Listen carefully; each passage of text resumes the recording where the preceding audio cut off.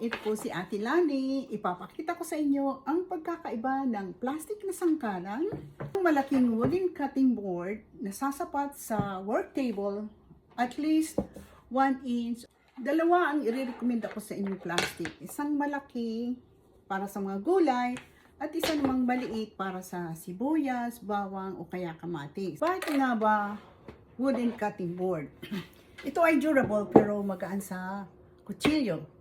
Di dudulas ang mga ginagayat at ang kahoy ay pinaka-the best na material na sangkalan. Ito ay di tumatagal ng panghabang buhay pero magagamit natin ito ng matagal. Advantage ng plastic cutting board or sangkalan, madali itong dalhin kahit saan.